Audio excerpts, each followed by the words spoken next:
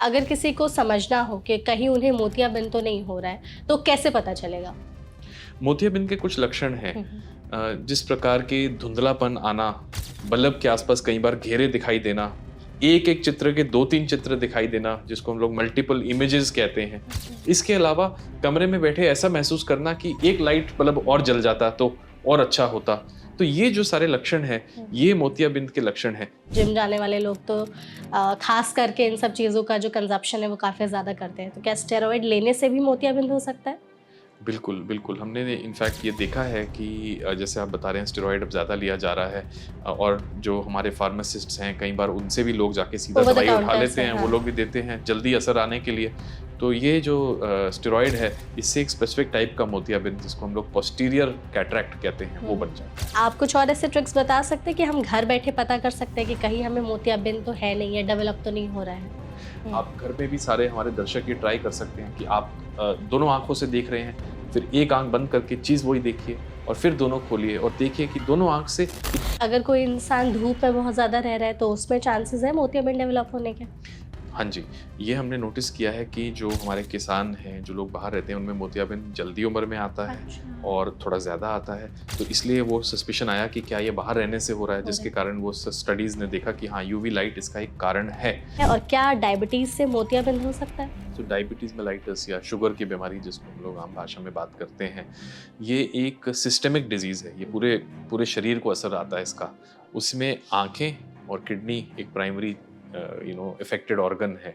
तो जो आँखें हैं, इसमें शुगर का बदलाव रेटिना पे आता है, जो कि हमारा पर्दा है, क्योंकि उसमें पतली-पतली नाड़ियाँ होती हैं और वो डैमेज हो जाती हैं, जिसके कारण कभी-कभी ब्लड आना, सूजन होना, ये सब चीज़ें हैं। एग्जैक्टली फिर उस 15 से 30 मिनट के ड्यूरेशन में होता क्या है? क्या-क्या चीज़ें पेशेंट्स के साथ होती है और कैसे सर्जरी होती है? सो आप देखें हमारी जो आँख है, आँख के अंदर एक छोटा-सा लेंस है जो भगवान ने हमें दिया है बना के शुरू से, जो हमारे को प्रकृति से मिला है।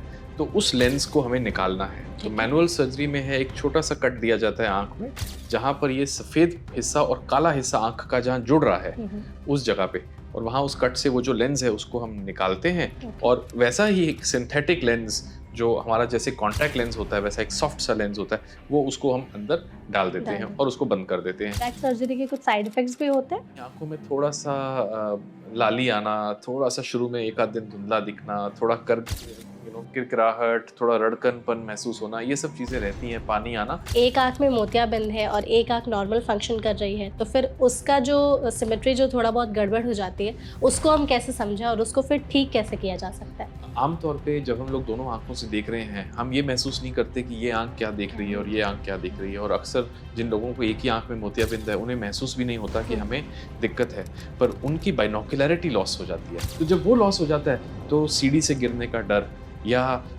स्पोर्ट्स में इंजरी होने का डर, आमतौर पे जो हम खेल क्रिकेट वगैरह हो गया, तो इसमें डर बढ़ जाता है।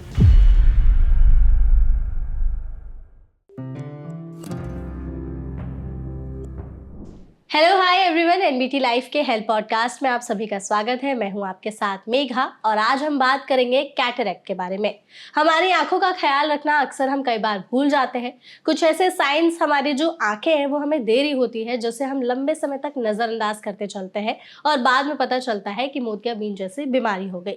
तो इसी के बारे में आज के इस पॉडकास्ट में हम बहुत ही डिटेल में बात करेंगे, जिसके लिए सेशन में हमारा साथ एक बहुत ही स्पेशल गेस्ट मौजूद है, जिनके एक्सपीरियंस से, जिनके नॉलेज से हम इस टॉपिक के बारे में ज़्यादा से ज़्यादा जानने की कोशिश करेंगे। हमारे साथ हैं डॉक्टर दिग्विजय सिंह, जो कि डायरेक्टर हैं नोबल आई केयर सेंटर में। ये आई सर्जन है। तो डॉक्टर, सबसे पहले इस सेशन में आपका बहुत बहुत स्वागत है।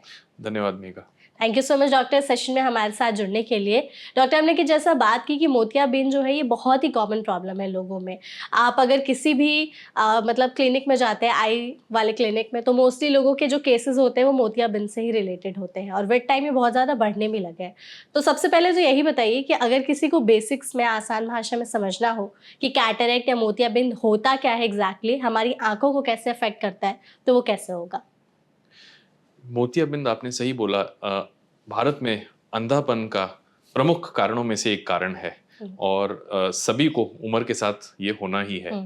मोतियाबिंद अगर हम सरल भाषा में बात करें तो जो हमारी आंखों के अंदर लेंस होता है जो फोकस करता है, जैसे एक कैमरा का लेंस होता है, वो समय के साथ थोड़ा थोड़ा धुंधला पड़ जाता है, थोड़ा थोड़ा सफेद पड़ जाता है। Okay. क्लैरिटी उसकी कम होती चली जाती है। तो जैसे जैसे उसकी क्लैरिटी कम होती है और सफेदी बढ़ती है, इसको हम लोग सफेद मोतियाबिंद बुलाते हैं। ठीक है, तो सफेद मोतियाबिंद के अलावा भी कुछ और टाइप्स होते हैं क्या कैटरेक्ट के? मोतियाबिंद आमतौर पे हम लोग सफेद मोतियाबिंद या काला मोतियाबिंद की बात करते हैं। ठीक है। सफेद मोतियाबिंद है कैटरैक्ट, जिसके हम्म। केस में हमारा लेंस जो है धुंधली हो रही है और उसका हमें सर्जरी कर कर रिप्लेसमेंट करना पड़ता है। ठीक है। और दूसरा है काला मोतियाबिंद, जो ग्लोकोमा है, जो कि ज्यादा खतरनाक है, जिसमें आंखों का आई प्रेशर बढ़ने के कारण नस का डैमेज हो जाता है, जो इरिवर्सिबल ब्लाइंडनेस कर सकता है। जबकि सफेद मोतियाबिंद की ब्लाइंडनेस तो रिवर्सिबल है। ओके, तो मतलब ये जो दो टाइप्स होते हैं, इसमें एक काला मोतियाबिंद होता है और एक सफ़ेद मोतियाबिंद होता है। वैसे तो हम लोग इस सेशन में आज सफ़ेद मोतियाबिंद के बारे में ही डिस्कस करेंगे। डॉक्टर, सबसे पहले तो यही बताइए कि अगर किसी को समझना हो कि कहीं उन्हें मोतियाबिंद तो नहीं हो रहा है, तो कैसे पता चलेगा? मोतियाबिंद के कुछ लक्षण हैं। हम्म। जिस प्रकार के धुंधलापन आना, बल्ब के आसपास कई बार घेरे दिखाई देना, एक एक चित्र के दो तीन चित्र दिखाई देना, जिसको हम लोग मल्टीपल इमेजेस कहते हैं। ओके। इसके अलावा कमरे में बैठे ऐसा महसूस करना कि एक लाइट बल्ब और जल जाता तो और अच्छा होता। तो ये जो सारे लक्षण हैं, ये मोतियाबिंद के लक्षण हैं। धीरे धीरे रोशनी इसमें कम होती चली जाती है और बिना किसी दर्द के, बिना किसी और सिम्टम के इसमें रोशनी का कम होना ही इसका प्राइमरी लक्षण है। ओके, तो मतलब आँखों से हम धीरे धीरे कम दिखाई देने लगता है, तो एक जो प्राइमरी जो सिम्टम है वो ये हो सकता है। अगर किसी को समझना हो कि किनमें सबसे ज़्यादा रिस्क है मोतियाबिंद होने का, तो फिर हम वो कैसे समझेंगे? कौन से लोग सबसे ज़्यादा रिस्क फैक्टर्स पर है? मोतियाबिंद का प्राइमरी रिस्क फैक्टर एज है। एज जैसे है। जैसे हमारी उम्र बढ़ती है, हम्म। मोतियाबिंद बढ़ता है। ये हमारे बॉडी की नेचुरल चेंजेस में से एक चेंज है। जिस प्रकार बाल सफेद पड़ते हैं, उस प्रकार लेंस सफेद पड़ जाता है। जैसे जैसे आजकल हम सबकी आयु बढ़ती चली जा रही है, देश में ओवरऑल एवरेज एज बढ़ रही है, तो मोतियाबिंद भी बढ़ रहा है। और हमारी रिक्वायरमेंट जो डे टू डे विजन की बढ़ रही है आज की डेट में, तो मोतियाबिंद का लोगों को सर्जरी करने की रिक्वायरमेंट भी जल्दी एज में बढ़ रही है। बिल्कुल। अच्छा, जैसे आप एज की बात कर रहे हैं, तो सिर्फ जो ओल्ड एज वाले लोग हैं उनमें ही रिस्क होता है या फिर बच्चों में, अडल्ट्स में भी मोतियाबिंद होने का रिस्क हो सकता है? देखिए, मोतियाबिंद आ तो किसी उम्र में भी सकता है। आमतौर पे जो हम सिनाइल कैटरैक्ट या आम मोतियाबिंद की बात करते हैं, वो बुढ़ापे में ही आता है। पर छोटे बच्चे भी कई बार मोतियाबिंद के शिकार हो जाते हैं, बिल्कुल जन्म से भी और आगे जाकर उम्र में भी। जो यंग अडल्ट्स हैं, इनमें मोतियाबिंद आमतौर पे तब आएगा यदि इनको कोई चोट लग जाए या कोई स्टेरॉयड नामक दवाई या कोई ऐसी चीज़ ये लें, जिसके कारण वो बनता है। पर आम मोतियाबिंद बुढ़ापे का ही उसमें मेन फैक्टर है। तो जो छोटे बच्चों की आपने बात कही, आपने अगर अभी तक जिन बच्चों को ट्रीट किया है, उसमें सबसे कम एज ग्रुप वाले किस बच्चे को आपने ट्रीट किया है मोतियाबिंद के साथ में? हाँ, देखिए, मैं पेशे से एक पीडियाट्रिक ऑफ्थेल्मोलॉजिस्ट भी हूँ। मैं बच्चों में काफ़ी डील करता हूँ। और जो सबसे छोटे बच्चे हैं, वो तो हम लोगों ने प्री मैच्योर बच्चों को भी ट्रीट किया है, जो कि अभी मैच्योरिटी तक नहीं आए हैं। माने जो 6 महीने की माँ के कोख से ही पैदा हो गए, और उस कम उम्र में भी हमें उनको किया है। सफ़ेद मोतियाबिंद के लिए भी करना पड़ा है और काले मोतियाबिंद के लिए भी, और आरओपी नामक बीमारी भी उसमें होती है, उसके लिए भी करना पड़ता है। तो जो 6 महीने का बच्चा है, जो अभी अभी अपनी माँ के पेट से ही निकला हुआ है, उसमें फिर ऐसे क्या कॉम्प्लिकेशंस हो गई कि उसे पेट में ही मोतियाबिंद डेवलप हो गया? इसके कारण सारे एग्जैक्टली तो नोन नहीं है, पर आमतौर में कुछ मेटाबॉलिक कॉजेज होती हैं, कुछ एंजाइम की डेफिशिएंसी, जो कि या तो कई बार पारिवारिक हो सकती हैं या बच्चे में ही स्पोरेडिक तरीके से उसी बच्चे में आई, जो आगे नहीं परिवार में चलेंगी। तो उसके कारण जब लेंस अंदर बन रहा है माँ के कोख में, तो वो क्लियर लेंस ना बन के वो सफेद लेंस बन जाता है। और फिर उस लेंस को हमें उस उम्र में ही निकालना है, क्योंकि यदि हम बिल्कुल उसको अर्ली एज में ना ट्रीट करें, तो उस बच्चे की विजन डेवलप ही नहीं होती, चाहे बाद में लेंस चेंज भी कर लो। क्योंकि अगर आईज ने देखा ही नहीं, तो ब्रेन का जो देखने वाला पार्ट है, वो डेवलप नहीं होता। डेवलप नहीं होगा, एग्जैक्टली। तो अगर प्रेगनेंसी में जो गर्भ में बच्चा पल रहा है, उसको मोतियाबिंद डेवलप हो रहा है, तो किसी भी टेस्ट में इसका पता लगाया जा सकता है? अनफॉर्चुनेटली नहीं, ऐसा कोई भी अभी टेस्ट नहीं है जो उस समय हमें बता दे। पर एक अच्छी प्रक्रिया ये है कि जब भी बच्चा पैदा हो, तो उस बच्चे की आंखों का एक जांच करी जाए, और उसमें जो पीडियाट्रिशियन है, वो एक सिंपल रेड रिफ्लेक्स टेस्ट करते हैं, जिसमें एक सिंपल इंस्ट्रूमेंट के थ्रू ये देखते हैं कि आंखों में क्या एक लाल चमक आ रही है जब उसमें कुछ रोशनी डाली जा रही है। अगर आ रही है तो बच्चा ठीक है, अगर वो चमक सफेद है या नहीं आ रही, तो संभावना है कि उसमें मोतियाबिंद पैदाइशी है। अच्छा, ओके। और जैसे जैसे जो लोग एज में बढ़ते चले जाते हैं, तो मैक्सिमम किस एज के बाद सबसे ज़्यादा जो खतरा है वो मोतियाबिंद होने का बढ़ जाता है? तो हम लोग 60 साल से ऊपर सिनाइल कैटरैक्ट मानते हैं, एज रिलेटेड कैटरैक्ट मानते हैं। आमतौर में 60, 70, 80 साल के लोगों में मोतियाबिंद पाया जाता है। हमने ऐसे भी पेशेंट्स का इलाज किया है जो 95 साल की उम्र पर भी आए हैं और उन्होंने मोतियाबिंद का कहीं दिखाया नहीं और अब उनका मोतियाबिंद बिल्कुल पक गया है और उसका ऑपरेशन करना पड़ा है।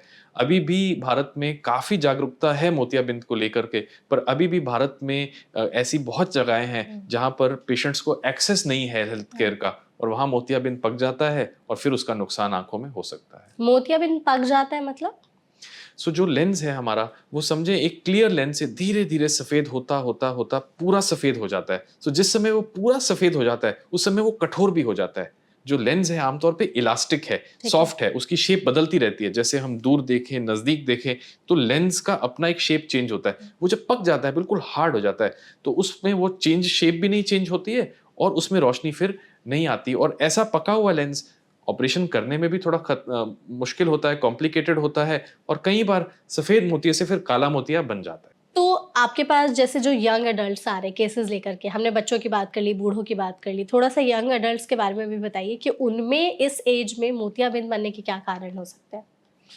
यंग एडल्ट्स में मोतियाबिंद या तो पैदाइशी था जो नोटिस नहीं हुआ और जब वो यंग एडल्ट हुए, वो किसी मेडिकल जांच के लिए गए, उन्होंने मानो आर्मी में भर्ती लेना है, कहीं लेना है, तब वो पाया गया। दूसरा है चोट। यंग एडल्ट्स में चोट लगने की संभावना सबसे ज़्यादा है। सो चोट लगने से होता है और कुछ ऐसी दवाइयाँ भी हैं, जैसे स्टेरॉइड दवाइयाँ हो गई, ये दवाइयाँ भी मोतियाबिंद बना सकती हैं। अच्छा। इसके अलावा आँखों में कोई इन्फ्लेमेशन और आँखों की अपनी कुछ ऐसी बीमारियाँ हैं जिसमें मोतियाबिंद बन जाता है। चोट का मतलब आँखों में चोट कैसे लग जाती है कि मोतियाबिंद हो जाता है? आँखों में डायरेक्ट ट्रॉमा, मानो किसी का मुक्का लग गया, किसी अच्छा। की कोहनी लग गई, कोई लाठी लग गई, उससे हो जाता है, एक्सीडेंट होने से हो जाता है और कई बार पेनिट्रेटिंग ट्रॉमा भी। हमने देखा है ऐसे बच्चे हैं जो 8, 10, 15 साल की उम्र में जिनके कभी पेंसिल चुभ गई या जिन्होंने कभी कोई और बॉल लग गई क्रिकेट की, तो उससे भी ये मोतियाबिंद बन सकता है। और स्टेरॉइड लेने वाली जो आपने बात कही, जैसे आजकल तो इसका चलन काफ़ी ज़्यादा बढ़ गया है। जिम जाने वाले लोग तो ख़ास करके इन सब चीज़ों का जो कंज़प्शन है वो काफ़ी ज़्यादा करते हैं। तो क्या स्टेरॉइड लेने से भी मोतियाबिंद हो सकता है? बिल्कुल, बिल्कुल। हमने इनफैक्ट ये देखा है कि जैसे आप बता रहे हैं स्टेरॉइड अब ज़्यादा लिया जा रहा है और जो हमारे फार्मासिस्ट्स हैं कई बार उनसे भी लोग जाके सीधा ओवर द दवाई उठा काउंटर लेते से, हैं, वो हाँ। लोग भी देते हैं जल्दी असर आने के लिए। तो ये जो स्टेरॉइड है, इससे एक स्पेसिफिक टाइप का मोतियाबिंद जिसको हम लोग पोस्टीरियर कैटरैक्ट कहते हैं, वो बन जाता है। ओके, तो इसके फिर क्या मतलब रिस्क हो सकते हैं? कितना ज़्यादा ये खतरनाक चीज़ है कि आप स्टेरॉइड लेने से आपको मोतियाबिंद बन रहा है, तो आगे चल कर के और क्या कॉम्प्लिकेशंस हो सकता है? हाँ, सो ये जो स्टेरॉइड है, ये सफ़ेद मोतियाबिंद तो बनाता ही है, पर उसके साथ-साथ ये काला मोतियाबिंद भी बना सकता है, जिसको हम लोग ग्लूकोमा कहते हैं और काला मोतियाबिंद एक इर्रिवर्सिबल चेंज है, उसमें रोशनी हमेशा के लिए जा सकती है। पर जो सफ़ेद मोतियाबिंद आमतौर पे स्टेरॉइड से बनता है, ये एक पोस्टीरियर सबकैप्सुलर कैटरैक्ट कहते हैं हम लोग इसको मेडिकल भाषा में। तो इसमें क्या है कि ये सेंटर ऑफ द लेंस में बनता है। तो अगर आगे से कोई मानो वो गाड़ी चला रहा है यंग एडल्ट, तो आगे से उसको चौंध बहुत लगेगी, धूप में उसको सहन नहीं होगा। जो चीज़ वो देखना चाहता है, वो चीज़ बहुत बिखरी-बिखरी, फैली-फैली सी महसूस होएगी।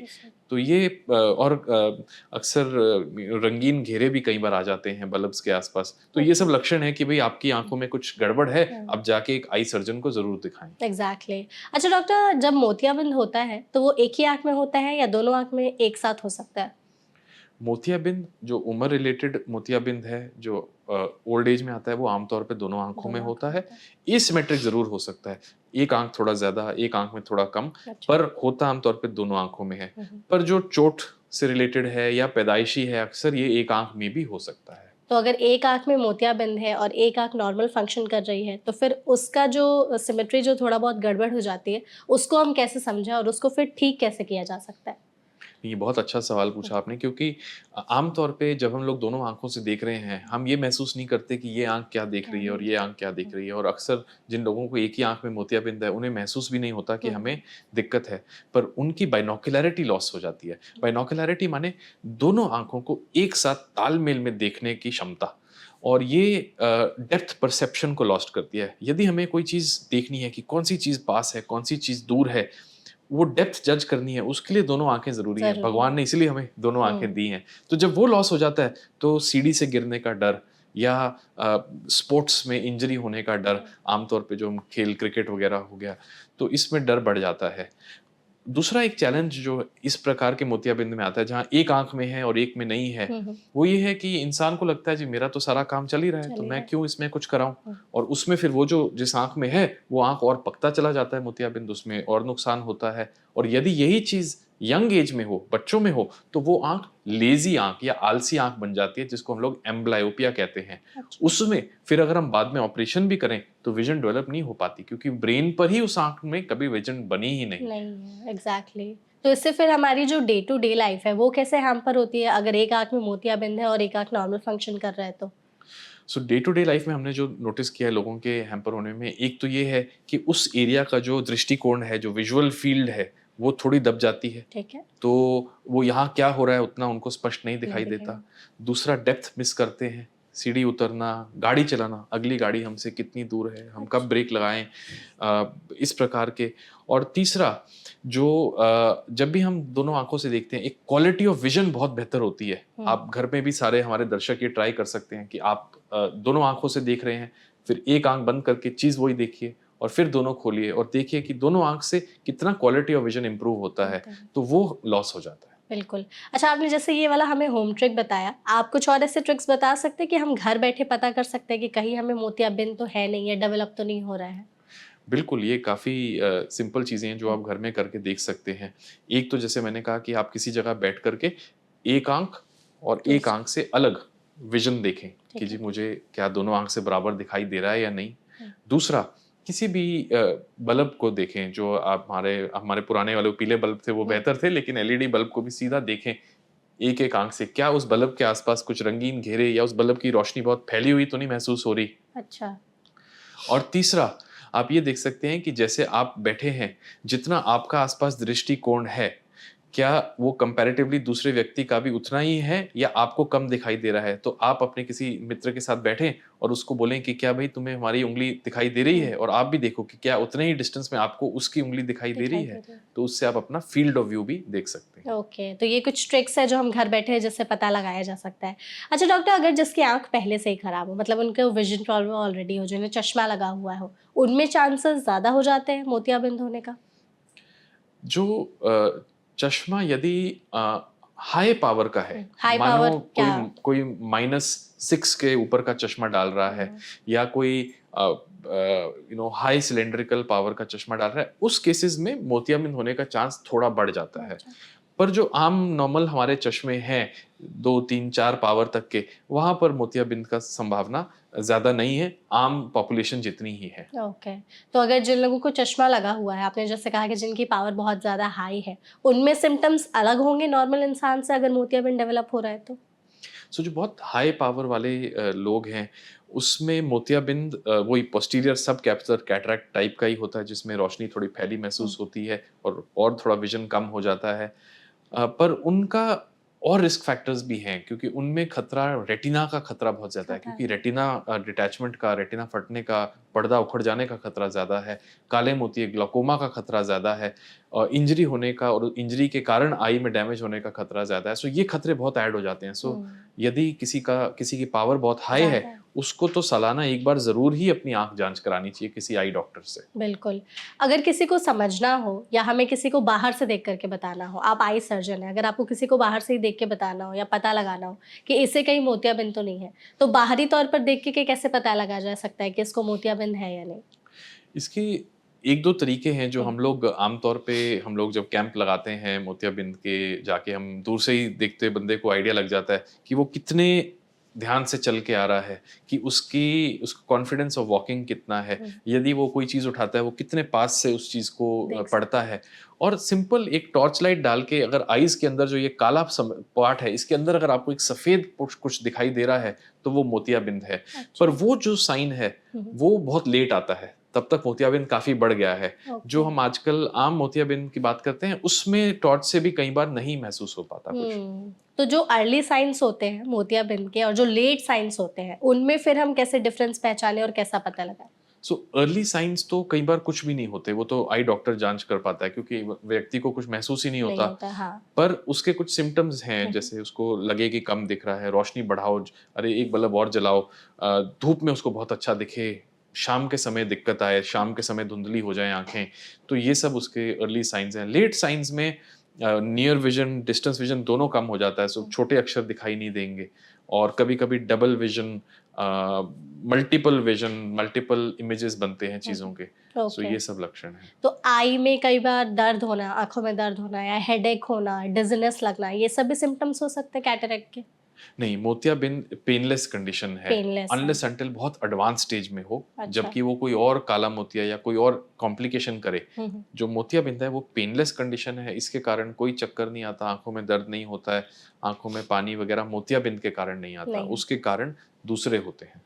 किसी को अगर स्टेजेस समझने हो कि मोतियाबिंद के एग्जैक्टली कितने स्टेजेस होते हैं और किन स्टेजेस पर कैसे लक्षण दिखाई देते हैं ताकि समझ करके इलाज करवाया जा सके, तो उसके बारे में थोड़ा सा बताइए।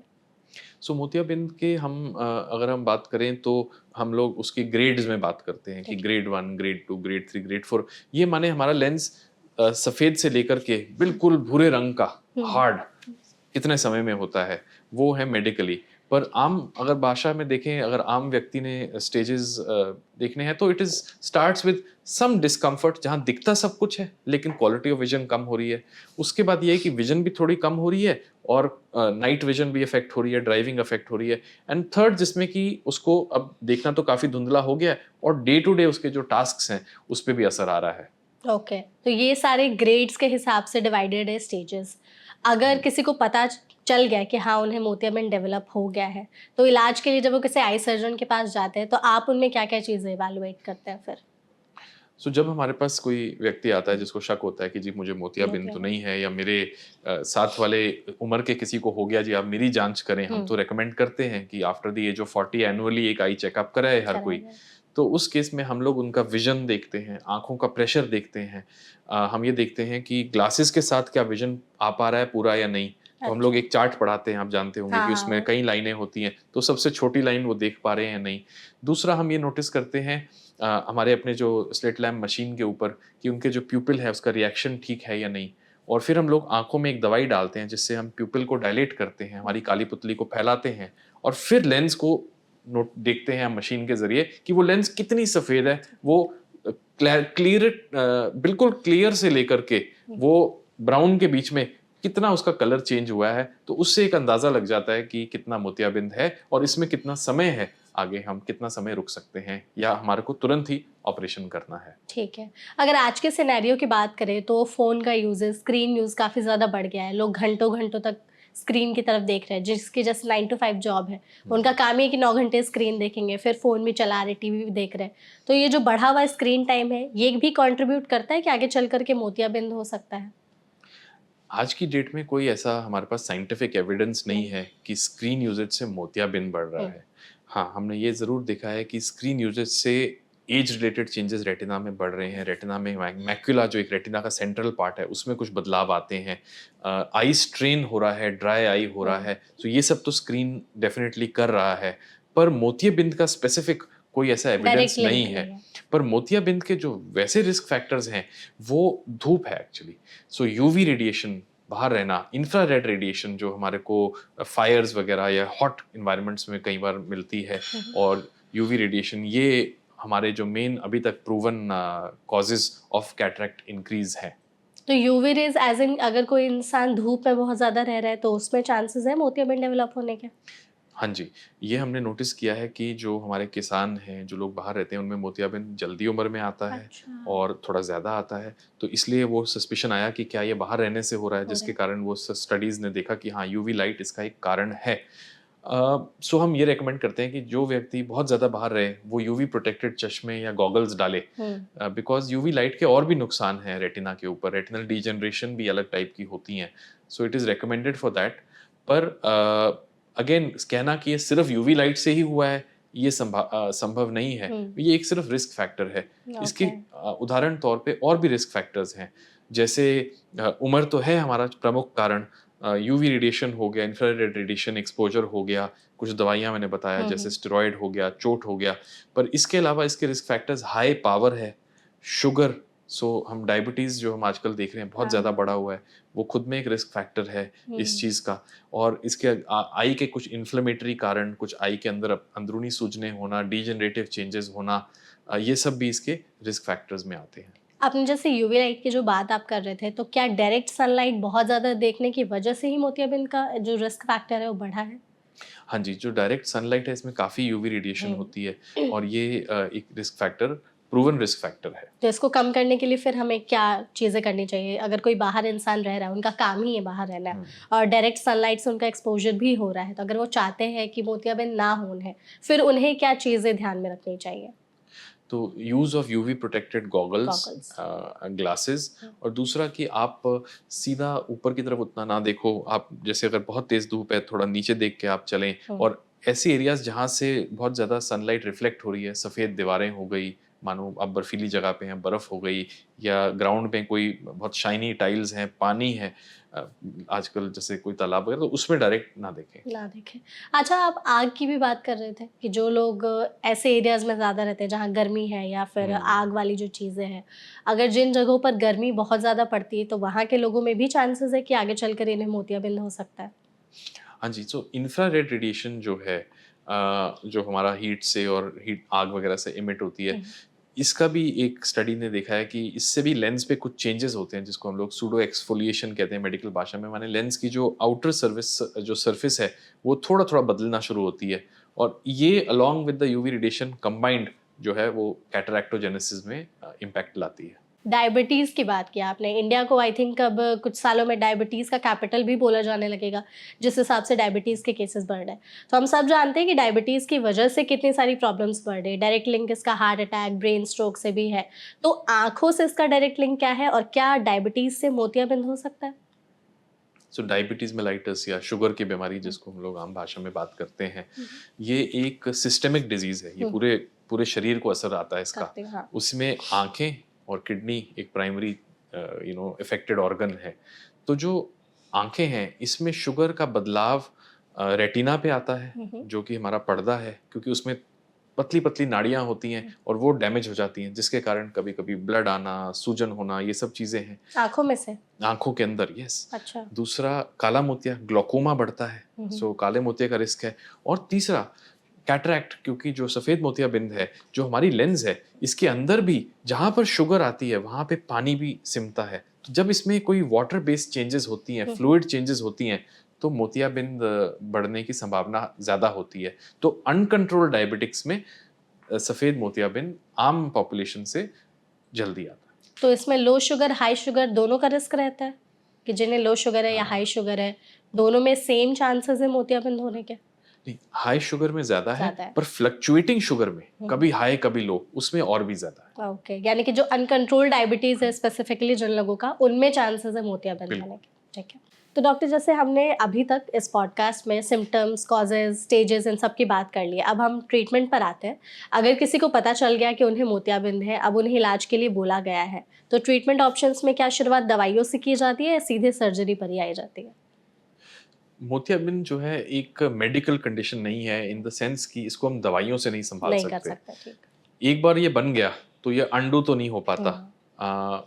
सो इसमें हमारा जो सर्जिकल टेक्निक ही हमारा वे है, सर्जरी ही करनी पड़ती है। वो कब करनी है वो डिपेंड करता है कि जो जिस बंदे को मोतियाबिंद है उसको कितना मोतियाबिंद है और उसको उस मोतियाबिंद से कितनी तकलीफ हो रही है। ओके। सर्जरी आई थिंक ऐसी चीज़ है जिसका नाम सुनते ही इंडिया में जो लोग हैं काफ़ी ज़्यादा घबरा जाते हैं कि अपने आप में ही बहुत ऐसा खतरनाक सा वर्ड लगता है कि अब सर्जरी हो गया। वो भी जब आँखों की बात आती है तो लोग आई थिंक ज़्यादा घबराने लगते हैं।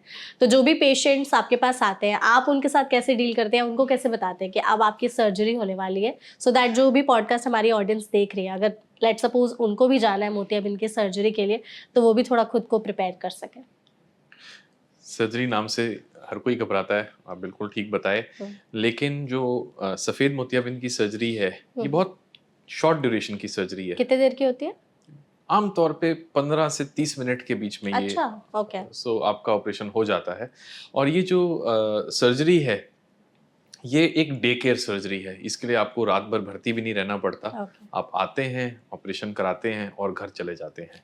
तो ओके। वैसे चाहे ये 15 से 30 मिनट का ऑपरेशन है, और सुनने में सरल लगता है, पर इसमें बहुत टेक्निक, बहुत स्किल, क्योंकि इतनी छोटी सी आंख के अंदर जाकर के उसको ऑपरेट करना लगता है। तो सर्जन्स का इसमें काफी टेक्निक रिक्वायरमेंट है और आजकल बहुत टेक्नोलॉजी भी इसमें आ गई है। एग्जैक्टली।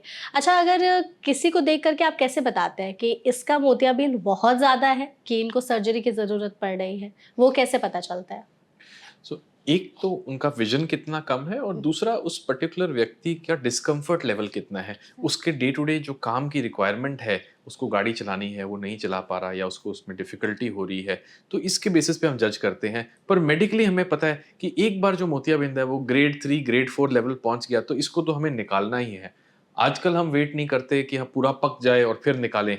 एक ज़माना था जब कहते थे कि जब तक पका नहीं जी तब तक हम नहीं निकालेंगे, पर अब मशीनों के ज़रिए हम लोग उसको सॉर्ट ऑफ अर्ली स्टेज में हम ऑपरेट कर सकते हैं, जिस केस में वो ईजियर टू ऑपरेट होता है और ऑल्सो सेफर, कॉम्प्लिकेशन रेट कम है।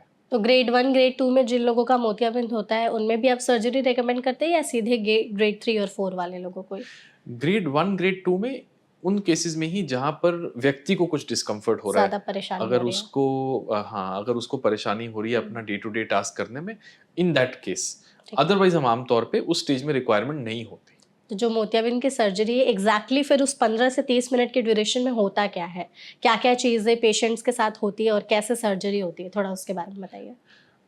जो सर्जरी है मोतियाबिंद की, ये 2-3 प्रकार की है। एक सर्जरी है मैनुअल सर्जरी। आप देखें हमारी जो आंख है, आंख के अंदर एक छोटा सा लेंस है जो भगवान ने हमें दिया है बना के शुरू से, जो हमारे को प्रकृति से मिला है, तो उस लेंस को हमें निकालना है। तो मैनुअल सर्जरी में है, एक छोटा सा कट दिया जाता है आंख में, जहां पर ये सफेद हिस्सा और काला हिस्सा आंख का जहां जुड़ रहा है उस जगह पे, और वहां उस कट से वो जो लेंस है उसको हम निकालते हैं। और वैसा ही एक सिंथेटिक लेंस जो हमारा जैसे कॉन्टैक्ट लेंस होता है, वैसा एक सॉफ्ट सा लेंस होता है, वो उसको हम अंदर डाल देते हैं और उसको बंद कर देते हैं। ये तो हो गया हमारा जो मैनुअल सर्जरी जो शुरू से चलती आ रही है।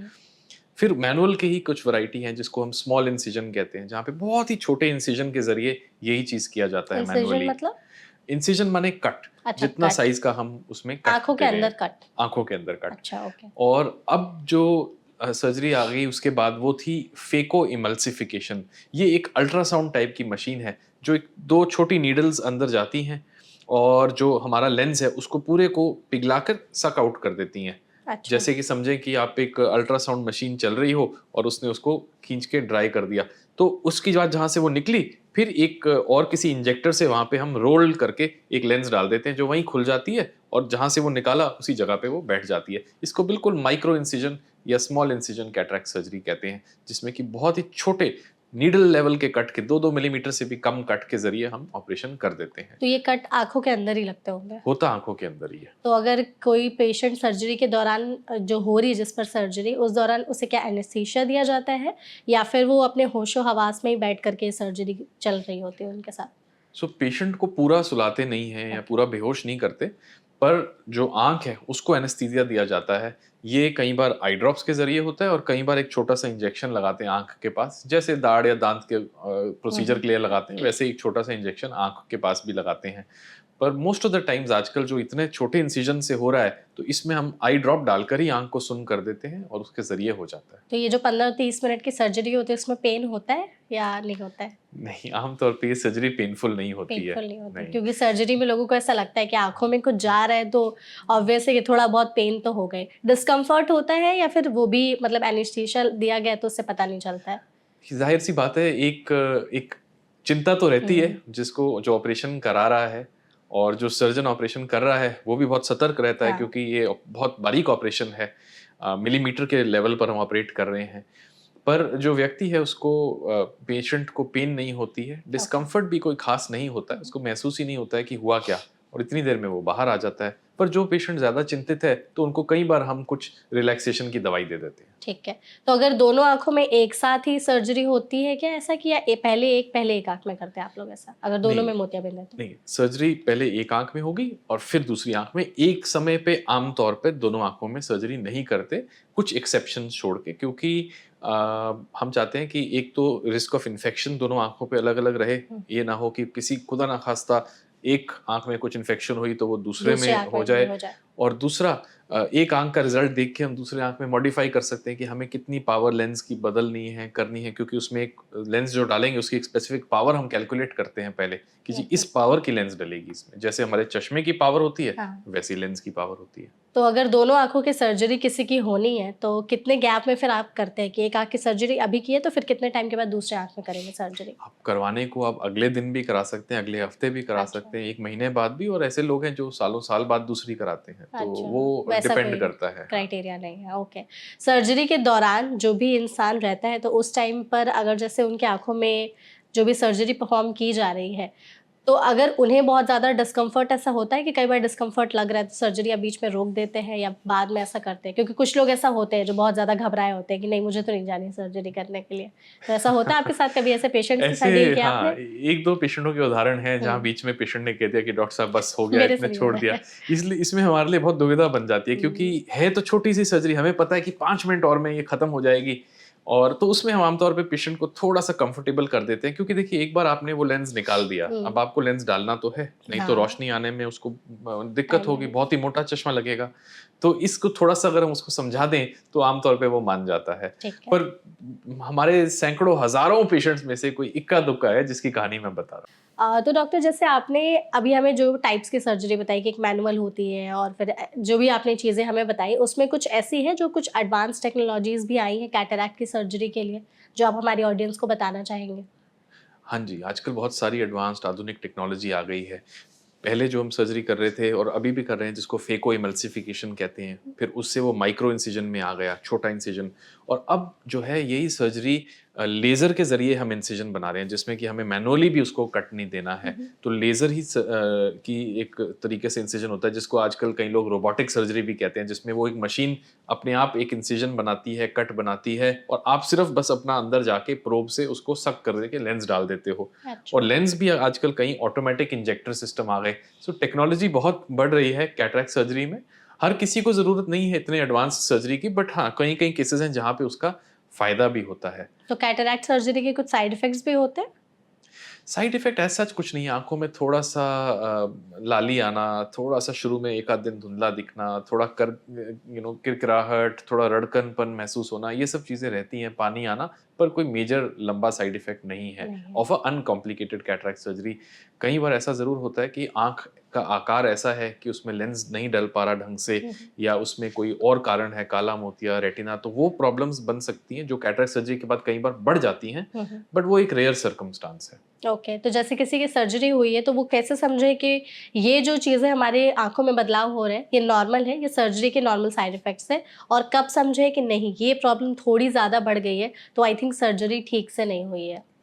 हाँ, सो अगर सर्जरी के बाद आपकी आँख में ज़्यादा दर्द है, हुँ, ज़्यादा लाली है, धुंधलापन है, वो सही नहीं हो रहा अगले 1 हफ्ते के अंदर, हुँ, हुँ। तो फिर अपने आई सर्जन को दिखाएँ। आम तौर पे ख़ैर जहाँ आप ऑपरेशन कराएँगे, आप फ़ॉलो-अप में तो रहेंगे ही, और ऑल्सो कई बार जो हम अलग-अलग टाइप के लेंस डलते हैं आँखों में, उसका कई बार एडजस्टमेंट भी थोड़ा-सा टाइम लग सकता है। जो टाइप ऑफ लेंस की आपने बात कही, इसको थोड़ा-सा बताइए क्योंकि लोगों का सबसे बड़ा आई थिंक सवाल ये रहता है कि कन्फ्यूज़ हो जाते हैं वो, कि एग्ज़ैक्टली लेंस कौन-सा हम अपनी आँखों के लिए लगाएँ क्योंकि बहुत ज़्यादा ऑप्शंस दिए जाते हैं। तो अगर कोई मोतियाबिंद की सर्जरी के लिए जा रहा है, तो उनके लिए करेक्ट लेंस कौन-सा होगा फिर? ये भी आई थिंक एक बहुत ही महत्वपूर्ण सवाल है, क्योंकि आज की डेट में लोगों को 2 ही डिसीजन लेने हैं। हुँ, एक कि मैंने कराना है या नहीं कराना है, और कौन-सी टेक्नोलॉजी से कराना है, और दूसरा लेंस। कि लेंस कौन-सा डालना है। हुँ, और ये जो लेंस कौन-सा डालना है, ये एक बहुत ही कन्फ्यूज़िंग सवाल है। सवाल हो जाता है। देखिए, इसको समझने के लिए आप ऐसे समझें कि जो हमारी आई के अंदर नेचुरल लेंस है, वो लेंस जो है उसकी एक ऐसे शेप होती है, ठीक है। कॉन्वेक्स शेप की लेंस होती है, और वो जो लेंस है वो एक इलास्टिक स्ट्रक्चर है। इलास्टिक इन द सेंस कि वो मूव करता है, कभी वो मोटा हो जाता है, कभी पतला, डिपेंडिंग ऑन कि हमने अगर नज़दीक देखना है तो वो मोटा हो जाएगा, हुँ, हुँ। और हमें दूर देखना है तो पतला हो जाएगा। तो वो एक कंटिन्यूअस फ़ोकस करता है। आप देखें, कोई चीज़ आप दूर से पास लाते हैं, सारा समय वो चीज़ एक फ़ोकस्ड रहती है। ठीक है। ये जो नेचुरल लेंस की एबिलिटी टू अडैप्ट, जो डायनामिक चेंज है, जो वो बदलाव ला सकती है अपने आप में, ये अभी हमारे पास आर्टिफिशियल लेंसेज़ में नहीं आया है। सो आर्टिफिशियल लेंसेज़ अगर हम बात करें, आमतौर में 3-4 वैरायटी की हैं। एक मोनोफोकल लेंस, उसमें क्या है, एक फ़ोकस रहेगा, जैसे सिंगल ग्लास का चश्मा हुआ, कि आपको या तो दूर का मिलेगा जी या नजदीक का मिलेगा। तो इसमें अगर हमने दूर के हिसाब से लेंस डाला हुआ है तो उसको नजदीक के लिए चश्मा डालना पड़ेगा। ठीक है। दूसरा जो है वो है आपका EDOF लेंस या इनहैंस्ड डेप्थ ऑफ फोकस, जिसमें कि दूर के हिसाब से तो आपने लेंस डाला लेकिन ये थोड़ा नजदीक तक भी फोकस देता है। क्यों आज की डेट में देखिए सबको लैपटॉप कंप्यूटर की जरूरत है, तो ये लेंस उसमें थोड़ा काम आ जाता है। लेकिन सबसे बारीक काम नजदीक का करने में, फोन देखने में आपको चश्मा फिर भी चाहिए होगा। तो ये मोनोफोकल से ऊपर की वैरायटी आ गई। फिर वैरायटी आ जाती है मल्टीफोकल लेंस। मल्टीफोकल में जैसे हमारा एक प्रोग्रेसिव चश्मा होता है, दूर का भी होता है, नजदीक का भी होता है, बीच का इंटरमीडिएट भी होता है, सारे टाइप के उसमें विजन आते हैं, तीनों चारों। तो वैसे ही वो लेंस हमारे चश्मे की तरह ही, पर थोड़ी अलग टेक्नोलॉजी में दूर की भी विजन देता है, बीच की भी विजन देता है और नजदीक की भी विजन देता है। तो ये हो गया मल्टीफोकल। इसमें 3 फोकस पॉइंट्स, बीच, पास में, बीच में और दूर। और अब जो और इससे एक स्टेप ऊपर लेंस आ गए हैं वो है continuous range of vision lens, जो हमारे नेचुरल लेंस के बहुत करीब हैं, कि वो नजदीक से दूर तक मल्टीपल फोकस पॉइंट्स दे देते हैं ताकि आप किसी भी पॉइंट पर फोकस कर सकें। पर आज भी ये जितने भी लेंस हैं, ये लेंस फिर भी हमारे नेचुरल लेंस के बराबर नहीं आ पाए। जो हमें कुदरत ने दिया है, जो प्रकृति ने दिया है, हम अभी भी उसके नजदीक नहीं पहुंच पाए हैं। हाँ, इसमें बहुत एडवांसमेंट हुई है। मैं देख रहा हूँ पिछले 10 साल में हम डॉक्टर लोग ही हर रोज, हर 3 महीने 6 महीने में नया लेंस कुछ आ रहा है और हम भी उसको समझना चाह रहे हैं। पर आई थिंक समय के साथ विज्ञान हो सकता है वहां तक आ जाए कि नेचुरल लेंस के बराबर डायनामिक लेंस भी अवेलेबल हो जाए। और इस सब के अलावा एक टाइप का लेंस होता है जिसको हम लोग टॉरिक लेंस कहते हैं। टॉरिक माने जिसमें सिलेंड्रिकल पावर भी होती है। तो जो दर्शक हम जानते होंगे, जो सिलेंड्रिकल चश्मा डालते हैं, 2 प्रकार के होते हैं, स्फेरिकल और सिलेंड्रिकल। तो सिलेंड्रिकल लेंस वाला भी आ गया है जिसको टॉरिक लेंस कहते हैं। तो ये लोग डलवा सकते हैं जो सिलेंड्रिकल चश्मा पहनते हैं। ओके, तो ये टाइप ऑफ लेंस के बारे में आपने जो हमें जानकारी दी, आई थिंक ऑडियंस को इससे काफ़ी ज़्यादा हेल्प मिलेगी, क्योंकि सबसे कंफ्यूजिंग जो पार्ट होता है वो यही होता है। तो इससे आई थिंक उनको काफ़ी हद तक चीज़ें क्लियर हो गई होंगी। अगर हम सर्जरी के बाद रिकवरी की बात करते हैं, तो अगर किसी की सर्जरी हुई है तो क्या उनकी आंखों पर पट्टी लग जाती है कुछ टाइम के लिए, ऐसा होता है? आजकल जो सर्जरीज हैं कई बार इतने छोटे इंसिजन से कर रहे हैं, इतना छोटा कट देते हैं कि वो पट्टी की जरूरत नहीं पड़ती।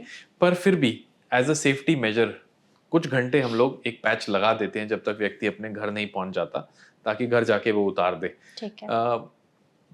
देखिए उसके अलावा भी प्रिकॉशंस होती हैं, क्योंकि डस्ट नहीं जाना चाहिए आंख के अंदर, पसीना नहीं, गंदा हाथ नहीं लगाना। इन्फेक्शन का मेन खतरा होता है कि इन्फेक्शन ना बने ऑपरेशन के तुरंत बाद। कहीं भी शरीर में सर्जरी आप करें, आपने कहीं भी आपने कट दिया, कहीं भी आपने एक रास्ता बनाया अंदर जाने के लिए, वहां इन्फेक्शन का खतरा तो है।